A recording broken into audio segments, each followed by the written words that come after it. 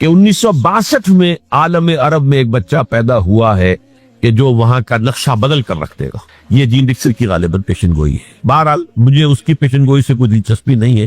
میں تو جو احوال دیکھ رہا ہوں، یعنی اسرائیل کا قائم ہو جانا اور اس کے بعد اب یروشلم کا مسلمانوں کے ہاتھوں سے نکل جانا، اور اب گویا کہ وہ الملحمۃ العظمیٰ جو ہے تلی کھڑی ہے، کسی بھی وقت جو ہے یہ جو ہے وہ لاوا پھٹ سکتا ہے، آتش فشاں پڑ سکتا ہے.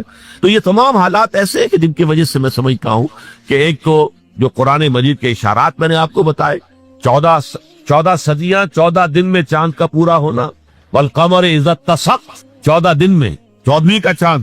اسی طرح اب یہ 14 صدیوں کے بعد یہ صدی جو 15ویں صدی ہے، یہ در حقیقت ظہور امام مہدی کی صدی ہے، اور یہ ہے آغاز وحی سے قبل کا وقت. کیونکہ حضور کی زندگی میں یہ جو دن آئے تھے 25 برس کی عمر سے لے کے 40 برس کی عمر تک، 25 برس کی عمر تک کی آپ کی زندگی بڑی مشقت کی زندگی رہی، بڑی محنت کی زندگی رہی، افلاس کی زندگی، تنگ دستی کی زندگی. این بچپن میں آپ بھیڑے بکریاں چراتے ہیں، علی قرابین، چند ٹکوں کے عوض، یہ حضور کے اپنے الفاظ، میں چند ٹکوں کے معاوضے پہ اب بھیڑے بکریاں چراتا. پھر آپ ذرا بڑے ہوئے، اس لیے کہ ابو طالب جو ہے وہ بہت ہی مفلس انسان تھے. سرپرستی تو وہ کر رہے تھے، لیکن واقعہ یہ ہے کہ پرورش کی ہے محمد رسول اللہ نے خاندان ابو طالب، اپنی مزدوری سے، اپنی محنت سے، اپنی مشقت سے. پھر آپ نے تجارت کرنی شروع کی ملازمت کی شکل میں. یہ سکن تھے. وَوَجَدَكَ عَائِلًا فَأَغْنَىٰ، پایا اللہ نے آپ کو کیا تندرست ہے، اللہ نے غنی کر دیا. غنی کس طور سے کیا؟ حضرت خدیجہ سے شادی ہوئی 25 برس کی عمر میں، جو عرب کی متمول ترین خاتون، ان کی اپنی فرمائش پر کی شادی ہوئی، انتہائی محبت کرنے والی. تو واقعہ میں آپ کو سنا رہا تھا کہ اس زمانے میں یہ 25 برس سے لے کر اور 40 برس کی عمر شریف کے مابین کبھی یہ واقعہ پیش آیا کہ حضور ایک دفعہ کہیں نکل گئے مکے سے باہر. مختلف وادیاں ہیں، پہاڑ ہے، پہاڑوں کے مابین وادیاں. ایک وادی میں آپ نے دیکھا وہ قبیلہ آ کر پڑاؤ ڈالے ہوئے ہے، انتہائی مفروق الحال، بھوک کی وجہ سے جسم سوکھ کر کانٹے ہوئے ہوئے، تن پر کپڑے نہیں. حالت دیکھ کر آپ آئے انتہائی ملول اور غمگین ہو کر، گھر میں آ کر چادر لے کر لیٹ گئے. اب پوچھا حضرت خدیجہ نے کیا پائدہ ہے، کیا بات؟ آپ نے فرمایا میں گیا تھا باہر فلاں وادی میں، میں نے یہ دیکھا فلاں گھاٹی پہ قبیلہ ہے اور ڈالے ہوئے ہیں، اور یہ حال. حضرت خدیجہ اور فرمانے لگے کہ میرے پاس دولت نہیں ہے کہ میں ان کے لیے مدد کر سکوں. سرمایہ تو حضرت خدیجہ کا تھا، آپ کی اپنی ذاتی دولت نہیں. اس پر حضرت خدیجہ نے فرمایا اچھا آپ چاہیے، اور بڑے بڑے قریش کے چند سرداروں کے نام دیے کہ ان کو بلانا ہے. حضور گئے، وہ سب آ گئے. اتنی دیر میں اتنا بڑا ڈھیر اشرفیوں کا حضرت خدیجہ نے لگا دیا کہ جب حضور آ کر بیٹھ گئے تو اس کے پیچھے چھپ گئے، اور پھر کہا ان سرداران قریش سے مخاطب ہو کر آپ سب لوگ گواہ رہے، میں نے یہ ساری دولت محبت کے حوالے کی، وہ جیسے چاہے اسے. ایسی بیوی جس نے ساتھ کیا. میں اگر اس موضوع پر چونکہ میرے کچھ خاص احساسات ہیں اس میں وہ بیان کروں گا تو پھر بہت وقت نکل جائے گا کہ حضرت خدیجہ رضی اللہ تعالیٰ عنہ کا کیا مقام تھا جسے آپ سے اکثر نہیں جانتے. ہمارے یہاں تو جیسے ہے گرفتار ابو بکر و علی ہوشیار باش، یا ابو بکر کی فضیلت رضی اللہ تعالیٰ عنہ اہل سنت کے نزدیک، یا اہل تشیع کے حضرت علی کی فضیلت اسی میں ہے، گرفتار ہے، اسی میں جھگڑا ہے. اسی طرح عائشہ اور فاطمہ کا جھگڑا ہے. ایک گروہ ہے کہ جو حضرت عائشہ رضی اللہ تعالیٰ عنہ کو بہت بلند کرتا ہے، اونچا رکھتا ہے. دوسرا گروہ ہے کہ حضرت فاطمہ رضی اللہ عنہ. لیکن یہ کہ حضرت خدیجہ الکبریٰ کا ذکر نہیں، میں بہت کم ہے. بلکہ میں نے جب ابھی شاید 2-3 سال ہوئے جب میں گیا تھا ایران، اور وہاں کے اچھے مشاہدات میں سے تہران کے ایک یہ بھی تھا کہ انہوں نے خالص خواتین کی یونیورسٹی پائی، اس کا نام رکھا ہے جامعۃ الزہراء. حضرت فاطمہ رضی اللہ تعالی عنہا کے نام پر انہوں نے یونیورسٹی پائی. تو جب ایک ملاقات میں ان کا وہ ڈاپ کا سٹاف وغیرہ جمع تھا یونیورسٹی کا، میں نے کہا کاش آپ نے اس کا نام جامعۃ الخدیجہ الکبریٰ رکھا ہو چوکے. میں نے کہا دیکھیے یہ سنیوں اور شیعوں کے مابین مدرسۃ العائشہ للبنات، یعنی جو بھی کوئی رکھے گا یہاں پہ مدرسہ بنائے گا سنیوں میں سے، خاص طور پر اہل حدیث جنہیں عرف عام میں وہابی کہتے ہیں، وہ حضرت عائشہ کے نام پر مدرسہ بنائے. بچیوں کے لیے مدرسہ حضرت عائشہ کے نام، شیعہ ہو گئے تو حضرت فاطمہ زہرا کے نام. لیکن حضرت فاطمہ کی والدہ حضرت خدیجہ صدیقۃ الکبریٰ ہے، ان کے نام کے ساتھ کبریٰ اس لیے جواب ہوا.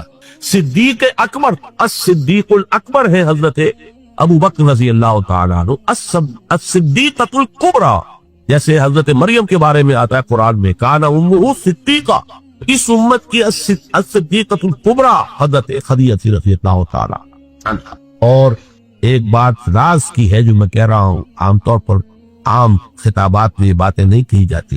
مجھے تو محسوس ایسا ہوتا ہے کہ کہ اللہ تعالیٰ نے حضرت خدیجہ کی ذات میں حضور کو صرف بیوی کی وفاداری اور وفا شعاری اور محبت نہیں دی، والدہ کی شفقت بھی۔ حضور محروم ہوئے بہت ارلی عمر میں، والد کو تو دیکھا ہی نہیں، والدہ کی شفقت سے بھی بہت ڈرتا۔ عمر کا فرق اتنا تھا 25 اور 40 تک، اور آپ کو معلوم ہے میری نانی میرے بڑے ماموں سے 13 برس پڑی، 13 برس میں ان کی ولادت ہو گئی تھی، اور عالم کا معاملہ تو اور گرم ماحول کا تھا۔ تو کیا 15 برس کی عمر میں حضرت خدیجہ کی اولاد نہیں ہو سکتی تھی؟ اگر وہ ہوتی تو کیا وہ حضرت عمر حضور کی ہم عمر نہ ہوتی؟ اس حوالے سے چنانچہ ایک واقعہ میں آپ کو اور سناتا ہوں۔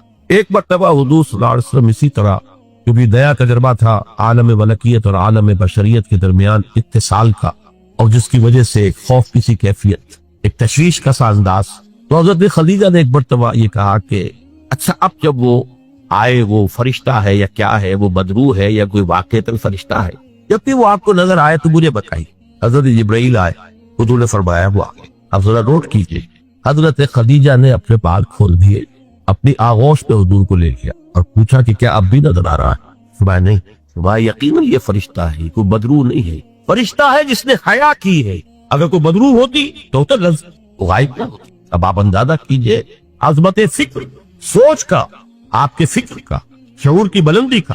بہرحال سن 10 نبوی کا تذکرہ کر رہا تھا، حضرت خدیجہ کا انتقال، ابو طالب کا انتقال، جو ایک پروٹیکشن، ٹرائبل زندگی میں پروٹیکشن، جیسے کہ آج ہی میں پڑھ رہا تھا کہ جو بھی پہلا ایک معاہدہ اوس و خزرج کے درمیان جو مسلمانوں نے یثرب تھا اور پھر مہاجرین کو ساتھ شامل کر کے حضور نے کروایا تھا، اس میں یہ شک بھی تھی کہ اگر کوئی ایک مسلمان بھی کسی کو پناہ دے دے گا تو وہ سب کی طرف سے شمار۔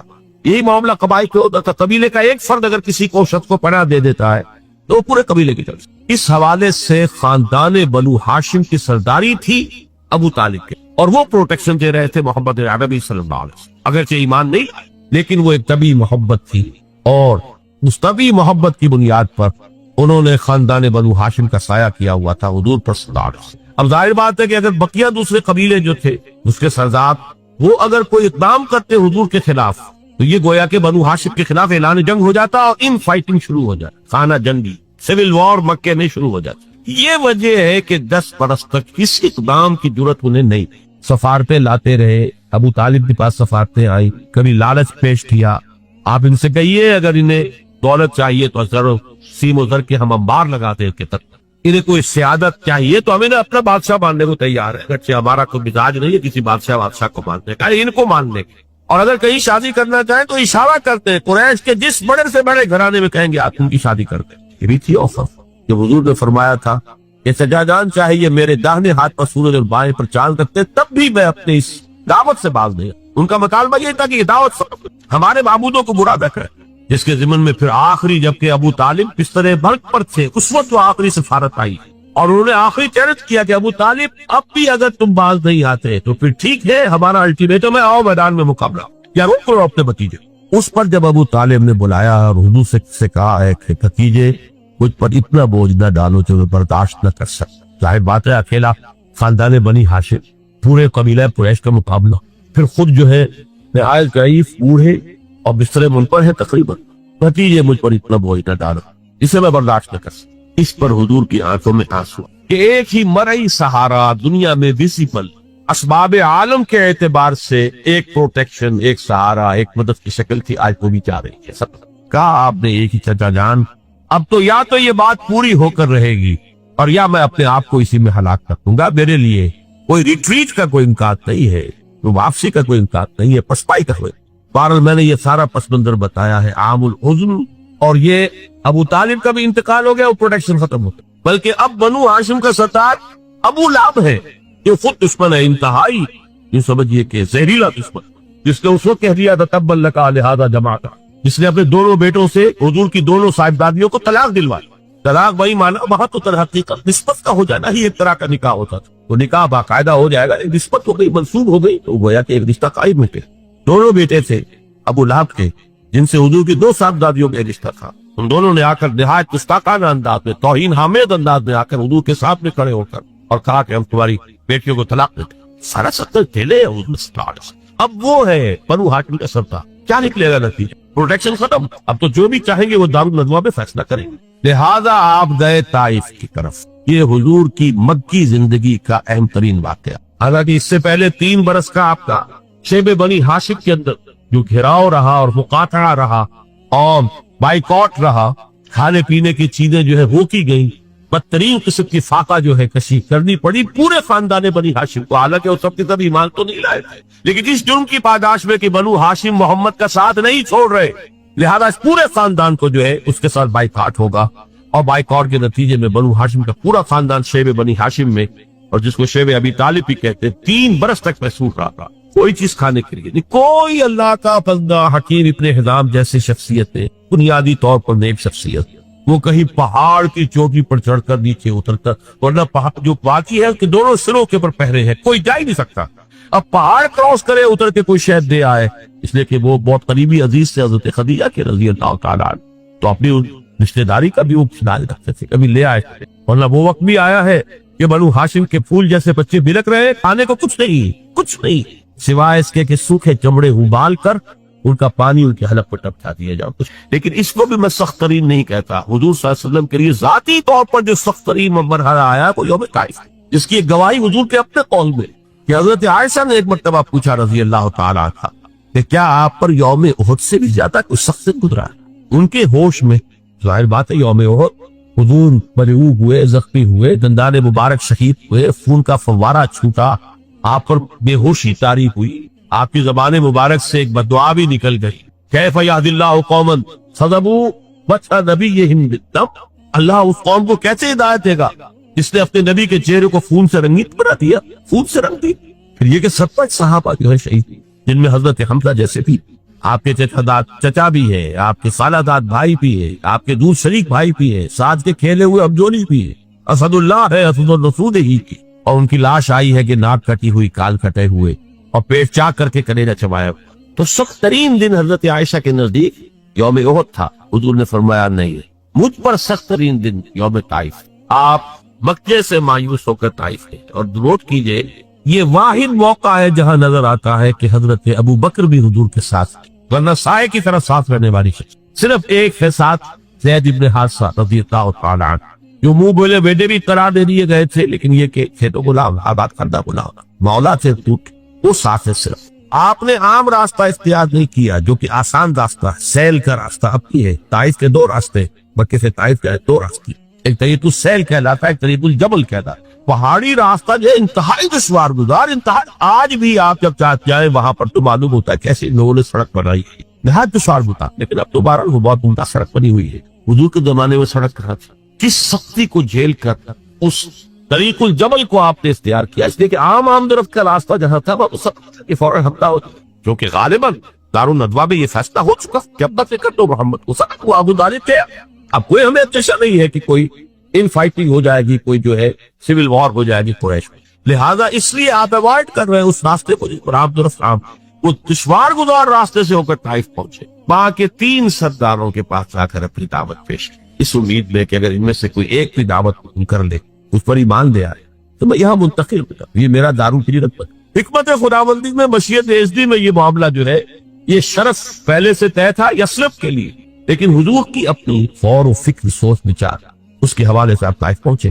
تینوں نے جو جواب دیے ہیں کلیجے سے پار ہونے والے جوابات. ایک جگہ فوراً جب روانہ ہو جاؤ یہاں سے، اس لیے کہ ہو سکتا ہے تم سچے ہو، واقعی رسول ہو، تو میں نے کوئی توہین کر دی تو میں مارا جاؤں گا، اور ہو سکتا ہے تم ٹوٹے ہو تو جھوٹے کو میں وہ لگانا نہیں چاہتا، لہٰذا روانہ ہی. ایک جگہ تمہارے سوا کوئی ملا تھا اللہ کو رسول بنانے کے لیے، یہ جو قرآن مجید میں بھی آیت کوٹ ہوئی ہے، من قریتین عظیم، یہ جو کوئی رجل ہوتا، کوئی شخص جو ان 2 بستیوں میں بڑی عظمت والا ہوتا، دولت والا ہوتا، ولید ابن مغیرہ کی طرح اس کی جائیداد مکے میں بھی ہوتی، مدینے اور طائف میں بھی ہوتی، تو ایسا شخص نہیں ملا تھا اللہ کو کوئی نبی بنانے کے لیے. تم جیسا یتیم مفلوق الحال، جس کا اپنا کوئی سرمایہ تھا ہی نہیں، جس کے لیے سرمایہ بھی اگر کوئی تھا تو بیوی کا تھا، وہ اللہ نے چنا. بہرحال آپ ان سے مایوس ہو کر روانہ ہونے لگے تو اشارہ کر دیا، جنہیں اسٹریٹ ارچنز آپ کہتے، یہ چھوکرے گلیوں کے آوارہ، یہ ذرا ان کی خبر ہو. انہوں نے پتھراؤ شروع کیا. اب ظاہر بات ہے کہ حضرت زید ابن حارثہ اگر وہ سامنے سے آ کر حضور کو شیلڈ کرتے ہیں، وہ پیچھے سے پتھراؤ کرتے ہیں، سائڈ سے کرتے، وہ پیچھے جاتے ہیں تو سامنے سے پتھر آ رہے، تاک تاک کر ٹخنے کی ہڈی کو نشانہ بنا کر، اور یہ کہ اس سے جو خون بہ رہا ہے وہ جا کر نالین کے اندر جم گیا ہے. وہاں سے پھر ذرا آپ نکلے ہیں, ایک جگہ ٹھہرے. زیادہ تفصیل میں نہیں میں جا رہا, لیکن خاص طور پر یہ نوٹ کرا دینا چاہتا ہوں کہ حضور کی زبان مبارک پر فریاد آ, اللہم الیک اشکو ضعف قوتی وقلت حیلتی وہوانی علی الناس. اے اللہ تیری جناب فریاد کرتا ہوں اپنی قوت کی کمی کا, اپنے وسائل کی کمی, اور لوگوں کے سامنے جو رسوائی ہو رہی ہے, رسوائی, یہ رسوائی پکے بھی نہیں ہوئی تھی, یہ پتھراؤ پکے بھی نہیں ہوا تھا کبھی. اللہم الیک اشکو ضعف قوتی وقلت حیلتی وہوانی علی الناس.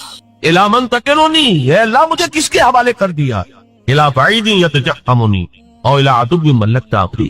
کیا وہ دور دراز کے لوگ جن کا مجھ سے کوئی تعلق ہی نہیں ہے, ان کو مجھ پر حملہ کرنے کے لیے کھلی چھوٹ دے دی, اور کیا دشمن کے حوالے مجھے کر دیا کہ جو چاہے کر, یہ فریاد. لیکن اس کے بعد وہ مقام عبدیت غالب آتی. یہ جو دو نسبتیں ہیں محمد رسول اللہ کی, عبدہ و رسول, مقام عبدیت کا تقاضا کچھ اور ہے. سر تسلیم سم, کوئی شکوہ شکایت زبان پر نہ. فرماتے ہیں ان لم یکن علی غضبک فلا, اگر تو ناراض نہیں ہے تو پھر مجھے کوئی سر تسلیم خم ہے جو ملا دے. اندیشہ تو یہ ہوا کہ کہیں تو ناراض نہ ہو گیا. جیسے ابتدا میں چند دن کے لیے وحی کی آمد کا سلسلہ رکا تھا تو اندیشہ ہو گیا تھا کہ کہیں اللہ ناراض تو نہیں ہو گیا کہ وحی کا سلسلہ بند, جس پر وہ آیات نازل ہوئی, والضحى واللیل اذا سجى ما ودعك ربك وما قلى وللآخرة خیر لك من الأولى. اسی کو کہتے ہیں فارسی میں کہ عشق تو ہزار بدگمانی.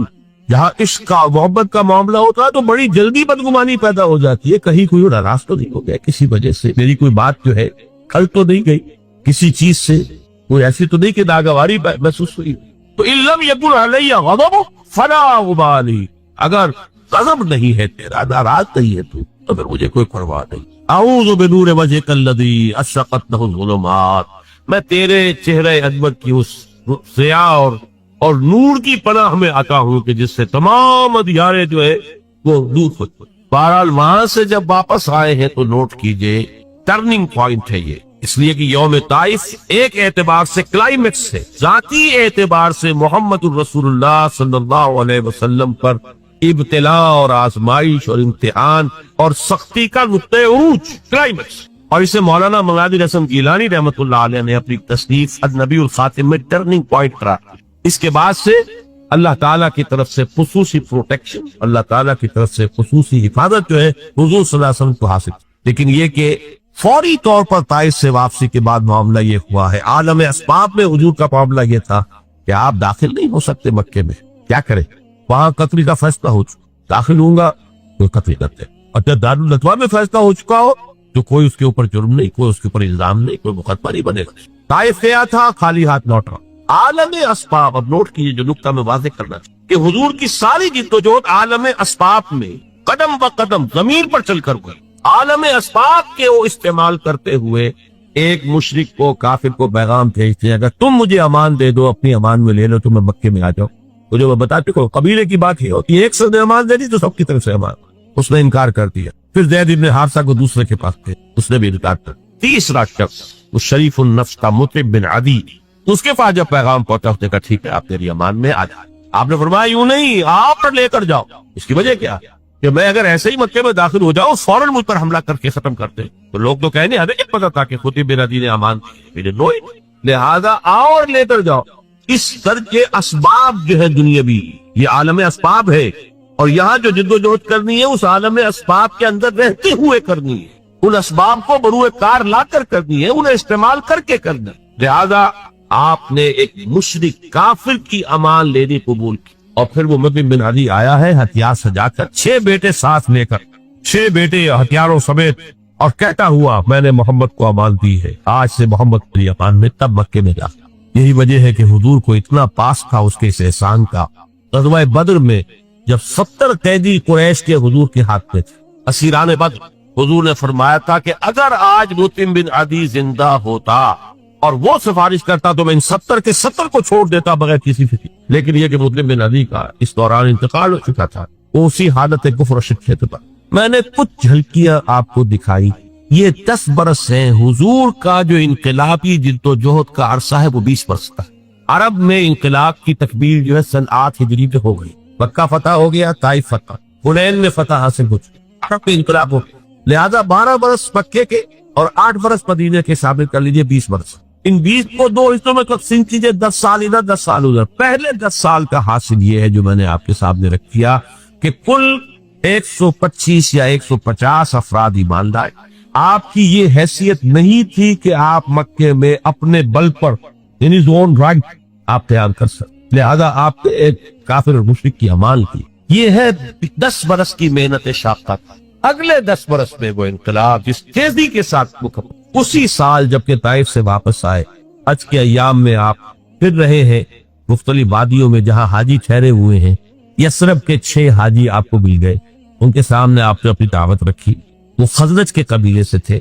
مدینے میں یہودی چونکہ یہ کہا کرتے تھے کہ نبی آخری زمان کا ظہور ہونے والا ہے، ان قریب جو ہے آخری نبی کا ظہور ہوگا. اور جب ان کے جھگڑے ہوتے تھے اوس و خزرج سے یہودیوں کے، اور مار کھاتے تھے ان سے، جیسے بنیے اگر ان کا کوئی جھگڑا ہو جاتا تھا گاؤں میں تو ظاہر بات ہے مار تو ان کا مقدر تھی، ایسے ہی وہ مار کھاتے تھے. لیکن کہتے تھے کہ ابھی تو تم ہمیں دبا لیتے ہو، لیکن دیکھو نبی آخر الزمان کا ظہور کا وقت قریب، جب ہم ان کے ساتھ ہو کر تم سے لڑیں گے تو تم ہمیں شکست دے دے. یہ کانوں میں ان کے باتیں پڑی ہوئی. لہذا جب حضور نے اپنی دعوت پیش کی، انہوں نے کلنکیوں سے ایک دوسرے کو دکھا. معلوم ہوتا ہے یہ وہی نبی ہے جن کا ذکر یہود کا. تو اس سے پہلے کہ یہودی ان پر ایمان لیا تو ایمان لیا کچھ آدمی ایمان. اگلے سال انہوں نے چھوٹی بہت جو بھی دعوت دی ہوگی اس کے نتیجے میں پارا آ گئے. اب انہوں نے کہا کہ ہمیں کوئی مبلغ دیجئے، کوئی معلم دیجئے، مقری دیجئے جو قرآن ہمیں پڑھائے. آپ سے ہماری ملاقات اب 1 سال بعد ہوگی. یہ کہ عرب میں سفر کرنا تو آسان کام تھا، ہر وقت خطرہ قتل و غارت کا، قافلے لٹ رہے پٹ رہے. تو وہ تو جو مشہور حرم ہوتے تھے حج کے مہینے، ان میں امن و امان ہوتا تھا، کوئی کسی کو تنگ نہیں کرتا تھا، کوئی قتل و غارت کری نہیں. تو اگلے سال ملاقات ہوگی. تو آپ ہمیں دیجئے کوئی مقری پڑھانے والا. قرآن نام قرآن فال بنا میں من دیوانہ زدن حضرت مصعب بن عمیر کو حضور نے معین کیا، وہ سب جاؤ. وہ چلے گئے. کچھ عرصے کے بعد ایک اور کو گئی تھی، حضرت عبداللہ ابن ام مکتوم نابینا صاحب. ان دو نے وہاں جا کر 1 سال میں جو دعوت اور تبلیغ کا کام قرآن پڑھایا لوگوں. حضرت مصعب کا نام ہی پڑ گیا المقری، وہ آیا استاذ پڑھانے والا. اس کے نتیجے میں اگلے سال 75 افراد آ گئے اور بیعت عقبہ ثانیہ ہو گئی، جس کے نتیجے میں ہجرت کا راستہ کھل گیا یثرب کی طرف. اوس و خزرج کے بڑے بڑے لوگ موجود تھے. ان دونوں اس 75 افراد کے تھے. تو معلوم ہوا کہ دونوں قبائل نے گویا کہ بحثیت مجموعی اسلام کی طرف پیش قدمی کر لی. لہذا اللہ تعالیٰ کی وہ مشیت اس طور سے پوری ہوئی کہ پھر ہجرت ہوئی مدینے کی.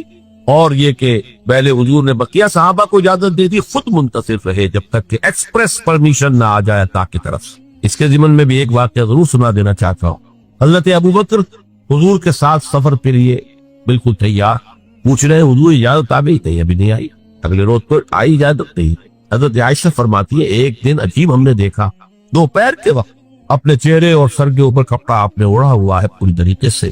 بہت غیر معمولی بات. دوپہر میں عرب میں کسی کے ہاں جانا اور وزٹ کرنا جو ہے یہ نہ آج جو ہے کوئی پسندیدہ بات ہے نہ پہلے کبھی تھی. یہ قیلولے کا وقت ہے. حضرت عائشہ کہتی ہے ہم حیران ہوئے کہ حضور چلے آ رہے. اب آ کر آپ نے پہلی بات یہ فرمائی کہ ابوبکر اجازت آ گئی. حضرت ابوبکر بہت خوش.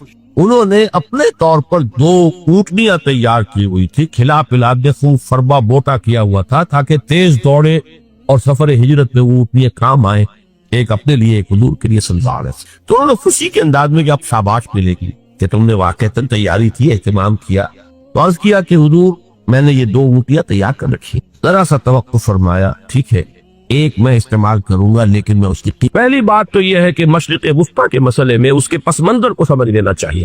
ہمارے بہت سے احباب جو ہے وہ فوری طور پر وقتی صورتوں کو جیسے کہ حالات و واقعات ہوتے ہیں صرف انہی کے اعتبار سے رائے صلاح قائم کرتے ہیں. چیزوں کا پس منظر جو ہے نگاہوں کے سامنے رہنا چاہیے. اس صدی کا ایک مختصر سا نقشہ ذہن میں رکھیے. یہ 20ویں صدی کے آغاز کے وقت جسے ہم پورا کہتے ہیں مڈل ایسٹ، بلکہ صرف مڈل ایسٹ نہیں، پورا شمالی افریقہ سلطنت عثمانیہ کا حصہ تھا. خلافت عثمانیہ، لیبیا، الجزائر، مصر، پورا حجاز، یمن، پورا عراق، شام، اور یہ شام ہی کے حصے ہیں در حقیقت اردن اور لبنان، یہ سب یہ شام عرب، عراق عرب، یہ پورا علاقہ خلافت عثمانیہ یہ اس کا حصہ تھا. پہلی جنگ عظیم میں انگریزوں نے عربوں کو بغاوت پر آمادہ کیا، غداری پر آمادہ کیا. انہوں نے خلافت عثمانیہ کے خلاف بغاوت، بیج بوئے ان کے دلوں کے اندر نفرت. उभारा उन्हें, तुम तुर्कों के गुलाम क्यों हो, तुम्हें खुद हाकिम होना चाहिए, तुम खड़े हो जाओ, हम मदद करेंगे, तुम बगावत करो, तुम इन तुर्कों के खिलाफ हमारी मदद करो, हम तुम्हें आजाद कर देंगे, तुम अपने पांव पर खुद खड़े हो जाना। ये बहुत ही हमारे लिए दर्दनाक अलमिया है इस पहली जंग अजीम का। कर्नल लॉरेंस जैसा शख्स बरतानवी इस्तेमार, और उसके नतीजे में अरबों ने बगावत की। और इस कदर दर्दनाक बात आपको बता रहा हूं, मैं पहली मर्तबा जब सन 62 में हज के लिए गया मदीना मुनव्वरा में, अभी वो रेल के इंजन खड़े हुए थे। ये तुर्की के जमाने में, सल्तनत उस्मानिया के जमाने में बगदाद से मदीने तक रेलवे लाइन थी। ये पूरा एक आलम सल्तनत उस्मानिया, सल्तनत नहीं, खिलाफत उस्मानिया, पूरी ट्रेनें जो है तुर्कों की उड़ाई गई, हजारों तुर्कों को शहीद किया गया, यहाँ तक कि सहने हरम में शहीद किए गए सैकड़ों तुर्क। ये जुर्म थोड़े नहीं है, मामूली नहीं। आज जिसकी सजा मिल रही है, मालूम होना चाहिए कि वो जराइम कौन कौन से थे। अब भी जो लोग गए उन्होंने देखा होगा, तुर्की का किला मौजूद है ऊपर पहाड़ी के ऊपर। हरम का जो सबसे बड़ा दरवाजा है बाबे मलिक अब्दुल अजीज, उसके सामने एक लाइब्रेरी होती थी, अब तो गालिबन वो भी गिरा दी गई है। उसके पीछे पहाड़ी पर तुर्कों का किला है पुराना, उस पर तोपें मौजूद थी। जब बगावत हुई है, जो हरम में आए हुए थे तुर्क फौजी, इबादत निहत्ते, वो तो नमाज पढ़ने आए हुए थे, उनको वहां ज़िबा किया गया है। और तुर्कों ने अपनी तोपें इस्तेमाल नहीं की कि कहीं बैतुल्लाह को कोई दंगा पहुंच जाए। बहरहाल ये गद्दारी हुई है पहली जंग अजीम के दौरान, और न सिर्फ तुर्कों के, अरबों ने की है। जैसा कि मैंने कहा था, दो हैं सबसे बड़े मुजरिम रूए अर्जी के ऊपर उम्मत मुस्लिमा के तबकात। हमारा पंजाबी सिपाही भी जाकर अंग्रेजों की मदद करके एलन बी को कब्जा जो लेकर दिया बगदाद का, उसमें हमारे मुसलमान पंजाबी सिपाही भी शामिल। ये खूब चका बाब है हमारी तारीख का इस सदी का। लेकिन उसके बाद सल्तनत उस्मानिया के टुकड़े हो गए, चीथड़े हो गए। एक अंग्रेज ने लिखा है ये जुमला, जहर में बुझा हुआ जुमला, कि तारीख में ये बात सब हो जाएगी कि एक अंग्रेज ने उस सल्तनत के टुकड़े कर दिए कि जो उमर फारूक ने कायम की थी रज़ी अल्लाह तआला अन्हु। ये पूरा आलम, ये तमाम इलाका किसने फतह किया गया? ये बात हाथ बदल गए थे, तुर्क आ गए, खिलाफत उस्मानियों के पास चली गई, लेकिन ये सल्तनत तो हजरत उमर रज़ी अल्लाह तआला अन्हु के जमाने से चली आ रही थी। उसको एक अंग्रेज कर्नल ने, और उसने बगावत में आबादा करके अरबों को और तुर्कों के पीठ में छुरा घुपवा कर उनके जरिए से और टुकड़े कर दिए। लेकिन जब जंग खत्म हुई, अब इन्होंने कहा कि अब हमें आजादी दीजिए। अब उन्हें मालूम हुआ कि गद्दारों को दुनिया में क्या मिलता है, टुकड़े कर दिए गए। ये हिस्सा इराक ये अंग्रेज के पास रहेगा, शाम का ये इलाका ये फ्रांसीसियों के पास रहेगा, मिस्र पर अंग्रेजों का तसल्लुत रहेगा, लीबिया अतालवियों के पास रहेगा। ले देकर ये जो इलाका था हिजाज, क्योंकि वहां कुछ था ही नहीं, बेवादिन गैर ज़ीज़र, ये अरबों के पास छोड़ दिया गया। इस वक्त जो बादशाह हैं शाह हुसैन उर्दून के, उनके दादा सबसे बड़े गद्दार वही थे, लिहाजा उनको इस इलाके की बादशाह दे दी गई। इसके बाद नज से तहरीक उठी है, वो सऊदी जो खानदान है वो नज से उठा था। नज में उस वक्त कुछ भी नहीं था, वो तो सिर्फ रेत के तूने थे और कुछ भी नहीं, लिहाजा उधर किसी इस्तेमारी कुव्वत को देखने की जरूरत ही नहीं थी। वो तो बाद में तेल बरामद हुआ, उसकी हैसियत हो गई, और ये इमारात का इलाका जो है उसकी दुनिया में अब गोया के यूं समझिए कि जो सबसे ज्यादा अहम इलाके हो सकते हैं रूए अर्जी के नक्शे पर, उनमें से एक वो हो गया। लेकिन ये उस वक्त की बात मैं कर रहा हूँ, कोई हैसियत नहीं थी, लिहाजा इसको छोड़ दिया। ये है तारीखी पस मंजर, ये लकीरें जो खींची गई हैं। ये एक मिल्लत इस्लामिया को जो कौमियतों में तकसीम किया गया, फिर नारे लगवाए गए, अल मिस्र वल मिस्रियीन, अश्शाम और शामीयीन। अब शामी एक अलहदा कौम हो चुके हैं, मिस्री एक अलहदा कौम हो चुके हैं, इराकी एक अलहदा कौम हो चुके हैं। ये सारी तकसीमें इस पे मार की पैदा करना है, इसका कोई ताल्लुक इस्लाम के साथ नहीं। अब जरूरत तो इस बात की थी कि इस पे मार के पंजे जब यहां से कुछ हटे, दूसरी जंग अजीम के बाद एक दौर आया, अमेरिका उभरा है दुनिया की आलमी सतह पर सियासत में, उसके यहाँ कुछ आजादी के तस्वुरात थे, उसने भी सपोर्ट किया। बरतानिया कमजोर हो चुका था, वो इतने बड़े इलाके को होल्ड नहीं कर सकता था। हिंदुस्तान भी आजाद हुआ, फिर ये कि और दूसरे इलाकों से भी उनको पसपाई इख्तियार करनी पड़ी। इस्तेमार के पंजे जिस तरह भी हुए, इनके सीनों से, अरबों के सीनों से जो है गोया कि वो हटे। लेकिन अमेरिका ने एक अपनी बहुत बड़ी हिकमत अमली जो इख्तियार की, आलम अरब के सीने में इसराइल का खंजर पैबश कर दी, ताकि ये कभी आजाद ना हो जाए, हमारे अंगूठे तले रहे, हमारी पॉलिसी गवर्न करे। ये इस्तेमार का दूसरी जंग अजीम के बाद, जहां बरतानवी इस्तेमार, फ्रांसीसी इस्तेमार रफ्ता रफ्ता ये हटने शुरू हुए। सदर नासिर ने अंग्रेजों को उठाकर फेंका मेडिटेरेनियन में और दूसरे जगहों से। अलजायर ने आजादी हासिल की फ्रांस से, अतालवियों से जो है लीबिया वालों ने आजादी हासिल की, ये हो गया। लेकिन एक खंजर पैबस्त कर दिया गया इसराइल का सीना अरब। इस सूरत हाल में जाहिर बात है कि एक तो बड़ी आइडियल पोजीशन थी कि पूरा आलम इस्लाम मुत्तहिद हो, लेकिन वो तो बहुत दूर का ख्वाब मालूम होता है। अल्लामा इकबाल से बड़ा कोई नकीब नहीं है मिल्लत इस्लामी की वहदत का। एक हो मुस्लिम हरम की पासबानी के लिए नील के साहिल से लेकर ताबखा के काशगर, लेकिन उन्हें भी अपने लेक्चर्स में कहना पड़ा कि इस वक्त जो सूरत हाल है पूरे आलम इस्लाम की एक वहदत बन जाना तो तकरीबन नामुमकिन नजर आ रहा है। अगर किसी तरह एक कॉमनवेल्थ ऑफ मुस्लिम नेशंस वजूद में आ जाए तो भी बड़ी कामयाबी होगी, लेकिन उससे भी पहले ये तो ज्यादा आसान था कि आलम अरब एक वहदत की शक्ल इख्तियार कर। ये तो एक कौम है, अक्सर और बेशतर एक नस्ल या ज्यादा दो नस्लें कह दीजिए। शुमारी अफ्रीका में बर्बर नस्ल भी है, बाकी तो सब अरब है।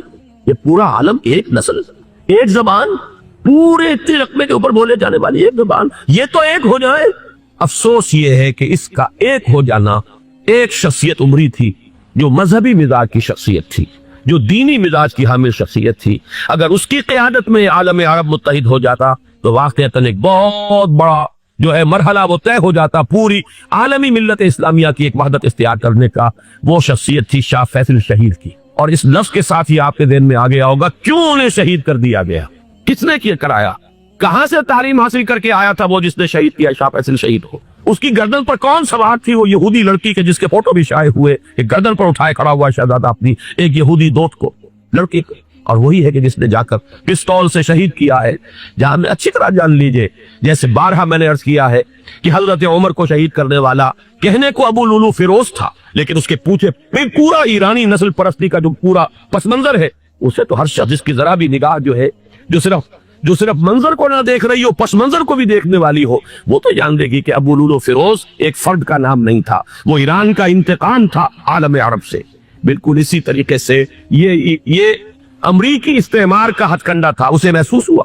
शाह फैसल मजहबी मिजाज का शख्स ये उभर रहा है, और ये शाह फैसल की हिकमत अमली का जरा आप अंदाजा कीजिए। लाहौर में समिट कॉन्फ्रेंस हुई, उसमें वो आए, सबसे टावरिंग पर्सनैलिटी पूरे उस वक्त आलम इस्लाम के अंदर शाह फैसल की थी। और वो गोया के एक बहुत ही जिसको कहा जाए कि एक बहुत एल्डरली, एक बुजुर्गाना एक शख्सियत जो है, और उन्होंने अपनी दौलत के दरवाजे, अरब में वो मशहूर थे कि निहायत खसीस और बखील इंसान है, इसलिए कि वहां वो खर्च करते थे हिसाब किताब के साथ, लेकिन उनके खजाने खुले हुए थे आलम इस्लाम के लिए। इधर भी मदद है, उधर भी मदद है, इधर भी काम हो रहा है, उधर भी काम हो रहा है। फिर उन्होंने तेल का हथियार इस्तेमाल करके एक दफा अमेरिका को दिन में तारे दिखा दिए, लिहाजा उनका हटाया जाना सीन से ये अमरीकी इस्तेमार के लिए लाजिम था। अब ले देकर रह गए कौन, सेकुलर मिजाज के लोग। पहली अटेम्प्ट जमाल अब्दुल नासिर ने की, नाकाम हो गया। कज़ाफी साहब ने कोशिश की कि वो उनकी जानशीनी हासिल कर ले, नाकाम हो गया। अब एक तीसरी शख्सियत सद्दाम हुसैन की, मुल्हिद है, इस्लाम से कोई सरोकार नहीं। बास का फलसफा सेक्युलरिज्म प्लस अरब नेशनलिज्म, ये उसूल है। लेकिन ये है कि ये शख्सियत अबू बकर ऐसी आई है कि इससे इस वक्त ये जान लीजिए, मैं अमेरिका में भी अरबों से मिलकर आया हूँ, सऊदी अरब में भी अब मैं को देख आया हूँ। नौजवान नस्ल जो है अरबों की, पूरा जो दूसरे अरब ममालिक है जहां पर के मजहब का इतना चर्चा ही नहीं है, पूरा फिलिस्तीनी अरब, जॉर्डन के अरब, शामी अरब अवाम, वो सब के सब सद्दाम के पीछे है। इसलिए कि उन्हें नजर आ रहा है कि एक शख्स फिर ऐसा पैदा होकर सामने आ गया है जो शायद आलम अरब को फिर यूनाइट करता। और ये है असल वो शय कि जो अमेरिका के लिए किसी सूरत में काबिल कबूल नहीं। दौलत के ये ज़खायर, खलीज की ये दौलत, सयाल सोना और उसके जखीरे, और ये किसी तरीके से ये अमेरिका के जेर असर है। ये है वो शय जो उसे बर्दाश्त नहीं है। वो कोई अरबों की मोहब्बत में नहीं आया 2.5 लाख फौज लेकर। वो कोई शाही अरब जो खानदान है सऊदी, उससे उसकी कोई दिलचस्पी नहीं है। कोई पता नहीं कि वो खुद उनको हटा दे और वहां पर कोई जमहूरी ढांचा जो है वहां पे खड़ा करवा दे खुद अमेरिका। इसलिए कि सऊदी अरब में मैं देख आया हूँ, हालात अगरचे जाहिर बात है कि ज्यादा गहराई में तो वहां जाने का मौका ही नहीं होता, बहुत ही मुस्तबिद हुकूमत है। लेकिन साफ नजर आ रहा है कि इस वक्त दोनों तबके नौजवानों के जो है वो शाही खानदान के शरीक खिलाफ हो चुके। जो वहां पर जदीद मुसक्कफ तबका है, जदीद तालीम याफ्ता, जो बाहर पढ़कर आया है अमेरिका में और कहीं और वो कसी तादाद में, वो साफ सवाल कर रहे हैं कि ये बिलियंस और बिलियंस ऑफ डॉलर्स के जो हमारा खर्चा आता था, हमारे हथियारों के ऑर्डर जाते थे, वो कहां गए? कुल 65,000 फौज, और अरब के पास, सऊदी अरब के पास उतने टैंक भी नहीं है जितने के यमन जैसे गरीब मुल्क के पास। हमारा रुपया ये गया कहां? ये एक सवाल है जो हर शख्स के सामने है। अब हमें अपने मामलात को खुद संभालना होगा। इसी तरीके से जो मजहबी तबका है, और वहां है बड़ी तादाद में मजहबी तबका नौजवान जिनमें बड़ा जज्बा है, और उनका वो जोश जिहाद उन्हें जिहाद अफगानिस्तान तक लेकर आया है। सैकड़ों अरब नौजवान यहाँ जो है शहीद हुए। अपने मुल्क में तो उन्हें बोलने की भी कोई इम्कान नहीं है, लेकिन यहाँ वो जज्बा जो अंदर अंदर परवान चढ़ रहा है, वो जज्बा उन्हें लाया है और अफगानिस्तान की संगलाखवादियों के अंदर उन्होंने जामे शहादत नोश किया है। वो तबका भी शदीद अब मुखालिफ हो चुका है कि इन्होंने अमरीकियों को बुलाकर, उनमें यहूदी भी है, ईसाई तो है ही है, यहूदी है, यहूदी औरतें हैं जो कुछ अब वहां बेहयाई और बेपर्दगी के मनाबिर नजर आ रहे हैं। ये सरजमीन अरब, मैंने अमेरिका में तकरीर सुनी है इस्ना के जो फाइनल उनका एक सेशन था Islamic society of north America, जिसमें मैं मदऊ किया गया था, उसीलिए मैंने ये सबक किया था। एक नौजवान ने जो तकरीर वहां पर की है, वाकया ये है कि मैं हैरान रह गया उसकी जुर्रत का। उसने कहा कि हुजूर ने फरमाया था कि जजीरा नुमा अरब में दो दीन जमा नहीं हो सकते, और आज शाही खानदान की सिर्फ अपनी हुकूमत को बचाने के लिए अमरीकियों को इतनी बड़ी तादाद में बुला लिया गया है, जिनमें मोबाइल चर्च भी है, मोबाइल सिनेगॉग्स है, यहूदी मर्द और औरतें जो है दंदनाते फिर रहे आज अरब की सरजमीन पर। लिहाजा जो मजहबी तबका है वो इस पर शदीद रद्द अमल जो है उसके अंदर पाया जाता है। ये हालात है जो मैं आपके सामने चाहता था कि रखूं। ये वो शामत अमाल है। एक तरफ ये कि वो शख्सियत जो है सद्दाम हुसैन की, वो कोई पसंदीदा शख्सियत नहीं, लेकिन ये कि उस शख्सियत को तकवीत देने वाले भी तो यही लोग थे। इन्हें खतरा था ईरान के इनकलाब से कि कहीं उसी किस्म का कोई इनकलाब हमारे यहाँ ना आ जाए, लिहाजा इनकलाब में ईरान को एक्सपोर्ट ना होने दे, इसलिए उन्होंने इसी सद्दाम हुसैन को बिलियंस और बिलियंस ऑफ डॉलर्स की मदद दी। आज वही है। अरबी की तो एक कहावत भी है, सम्मिन कल्बक या को, अपने कुत्ते को खिला पिला के मोटा करो, किसी रोज तुम्ही को काटेगा। आज वो तो इन्हें काट रहा, लेकिन ये कि उसका जो इलाज तजवीज हुआ है वो इंतहाई खौफनाक है। 2.5 लाख अमरीकी वो इस्तेमार के पंजे जो बमुश्किल आलम अरब के सीने से जो गड़े हुए थे इस इस्तेमार ने, मुश्किल हटे थे कि एकदम अब वहां पर खबरें आ रही हैं, फरांसीसी भी आ रहे हैं, बरतानवी भी आ रहे हैं, कहां से फौजी आ रही हैं, और वहां पर 2.5 लाख सो सिर्फ अमेरिकन आर्मी का, उसमें तकरीबन 1.5 लाख तो पहुंच चुकी। और जो भी होगा वहां पर, जैसा कि मैंने अर्ज किया है, इस कदर खौफनाक सीन है। मैंने बहुत से हजरात वाकिफ होंगे, कई मरतबा मैंने हवाला दिया है मौलाना सैयद हामिद दिया रहमहुल्लाह का। उन्होंने एक दफा मुझे बताया था कि अहादीस में जो कुर्ब क़यामत के हालात और वाक़यात की पेशिनगोइयां हैं, उनमें यह है कि वो जो आखिरी जंग हो रही है जो कि दज्जाल के खिलाफ होगी मुसलमानों की, और जिसमें कि हजरत मसीह अलैहिस्सलाम का नुज़ूल होगा, जिसके सिलसिले में उससे पहले एक जंग होगी बहुत खौफनाक, बहुत खौफनाक। और अजीब अल्फाज उनके ये थे कि उसमें एक तरफ मुसलमान और ईसाई और यहूदी तीनों होंगे। ये बात समझ में नहीं आती थी कि मुसलमान और यहूदी एक जगह कैसे जमा हो सकते। आज वो नक्शा नजर आ गया। आज इसराइल, अमेरिका, सऊदी अरब, अब ये एक है, बल्कि चलते आइए मिस्र, इसराइल, सऊदी अरब और जो भी इनके हवारी है वो सब में खड़े, और उनके ऊपर सियारत किसकी है? अमेरिका की। वो नक्शा आ गया है। और उस जंग के सिलसिले में मौलाना हामिद मियां रहमहुल्लाह ने मुझे बताया था कि हदीस में अल्फाज आए हैं, इतने लोग हलाक होंगे, इतने लोग हलाक होंगे, इतने लोग हलाक होंगे कि एक परिंदा सैकड़ों मील तक उड़ता हुआ चला जाएगा और उसे सिवाय लाशों के और कुछ नजर नहीं। ये नक्शा खाकम बदहन तुला हुआ है, खड़ा हुआ है। जो भी होगा कीमियावी जंग, कीमियावी वारफेयर, केमिकल वारफेयर और फिर एटॉमिक वारफेयर, जिसकी खुली धमकियां दी जाती। कभी कोरिया के बारे में अंदेशा था कि ये दरिंदे खुदा की धरती को, कोरिया की गरीब बस्ती को नागासाकी बना के छोड़ेंगे, हिरोशिमा बना के छोड़ेंगे। आज वो सूरत हाल जो है आलम अरब पर, heart of the Arab land, उस पर यह सूरत हाल बिल्कुल तुली खड़ी है। इसमें हमें क्या करना चाहिए? मैंने ये चाहा कि पूरा पस मंजर आपके सामने, सिर्फ वक्ती सा कोई एक नारा, वक्ती सी कोई एक खबर, उसके हवाले से एक जज्बात का मामला, पूरा एक पस मंजर सामने रखिए। अब वो आपको शायद मेरी बातें जो है वो समझ में आ जाए। नंबर 1, हमें किसी सूरत इस जंग में अमरीका के घड़े की मछली नहीं करना चाहिए। अमरीका इस्लाम के तहफ़्फ़ुज़ के लिए नहीं आया, अमरीका हरमैन की हिफाजत के लिए नहीं आया, अमरीका अपने मफादात, आलमी मफादात के तहफ़्फ़ुज़ के लिए आया, और ज्यादा से ज्यादा आप कह सकते हैं कि वो सऊदी शाही खानदान की हिफाजत के लिए आया। और बड़ा उम्दा मजमून छपा था पिछले, बल्कि अभी तक तो वो ताजा ही है जब तक नया नहीं आता, निराम में, जिसका उन्वान था अरबों का छुरा और अरबों का गला। सारे पैसे भी इन्हीं से ले रहे। $12 बिलियन का एक चेक लेकर गया जेम्स बेकर। अंदाजा तो की दुनिया कहां से कहां पहुंच गई। मैं भी हैरत हूं कि दुनिया क्या से क्या हो जाएगी। 2 माह कबल इसका तसव्वुर नहीं हो सकता। इतनी बड़ी कुव्वत अमेरिका की, तबाहकुन कुव्वत, और जमा हो जाएगी अरब के अंदर। लेकिन ये कि वो कौस भी अरबों ही की होगी, उन्हीं का छुरा, उन्हीं का लला। हमें करना ये चाहिए, अल्लाह ताला हमारी हुकूमत को, हमारे सियासतदानों को, हमारे जिम्मेदार लोगों को हिदायत दे, वो अमेरिका के घड़े की मछली ना बने। उसके तहफ़्फ़ुज़ के लिए या शाही खानदान की हिफाजत के लिए बहुत कुछ उन्होंने ऐश कर लिए, काफी ऐश कर लिए। बाकी ये कि अब जो कुछ होना है वो होना है। हरमैन शरीफैन को तो खुद अरब के लोग कहते हैं कि कोई खतरा नहीं है। सारा झगड़ा तो वो तेल की दौलत का है। वो तेल की दौलत जो है वो शिमाल मशरिकी कोने के अंदर है।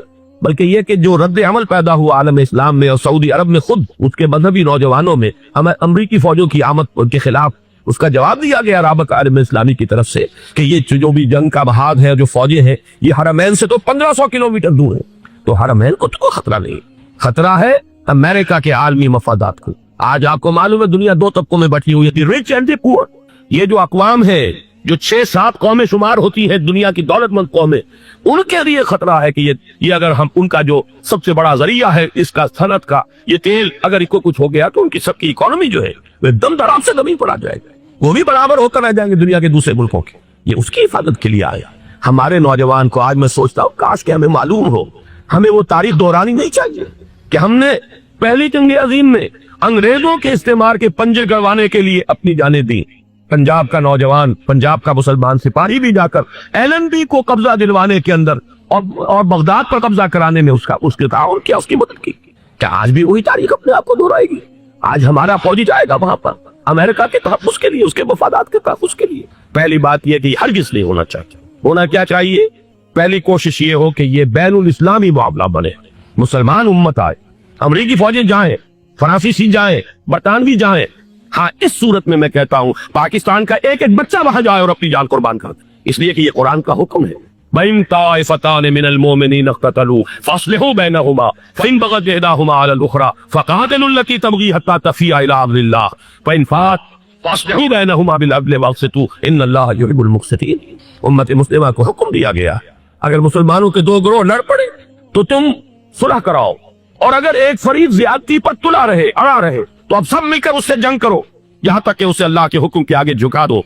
फिर अगर वो अल्लाह का हुक्म मान ले, सुलह पर आ जाए, तो फिर अदल व क़िस्त के साथ उनके दरमियान सुलह करा दो। ये हमें हुक्म है, मुसलमानों को हुक्म है। लेकिन ये कि ये अमरीकी आ रहे हैं और अमरीकी इस्तेमाल और अमरीकी मफादात, और उसके लिए जो है पाकिस्तान का मुसलमान सिपाही भी जाए, मेरे नदी की किसी सूरत में सही नहीं। मुतालबा भी हो रहा है। आज ही गालिबन एक इंटरव्यू आया है, शाह हुसैन के भाई जो है हसन बिन तल्लाल, उनका, उन्होंने भी यही कहा है कि इसको मुसलमानों को आपस में इस मामले को तय करना चाहिए, इस कजिए को, अमरीकी फौजों को यहां से फौरन वापस जाना चाहिए। और यही बात मैं यकीनन तायद करूंगा, तहसीन करूंगा। यही मौक़िफ़ ईरान का।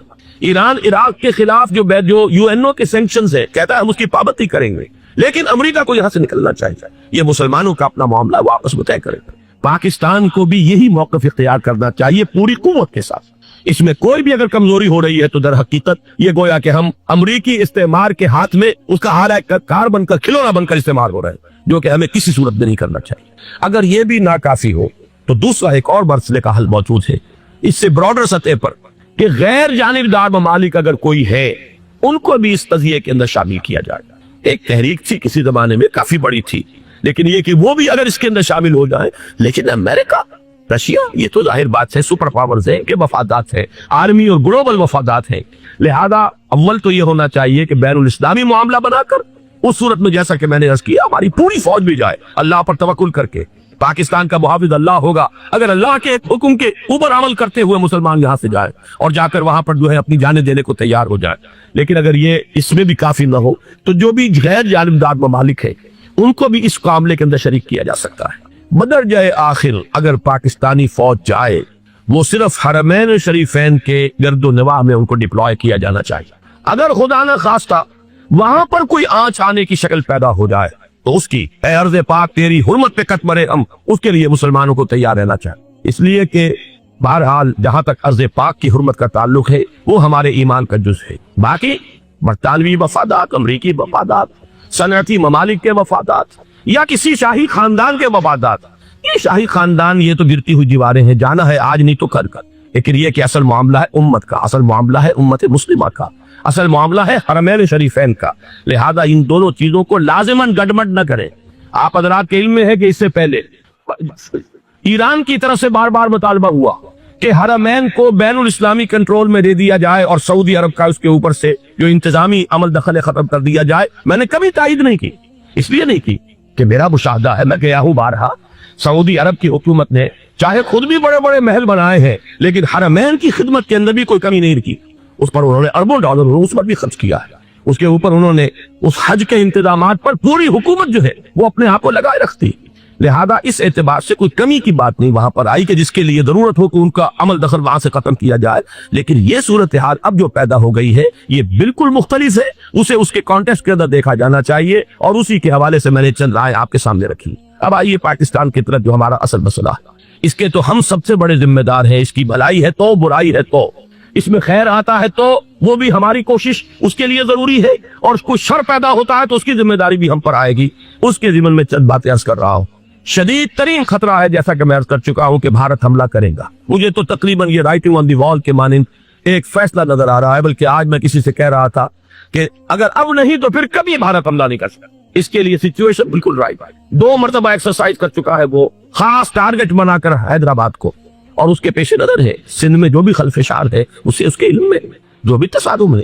اب بھی اگرچہ اس وقت کی جو ہماری اندرونی سیاست ہے یہ اس کا کرشمہ سامنے آیا ہے کہ جی ایم سید صاحب کو ایگزونریٹ کیا جا رہا ہے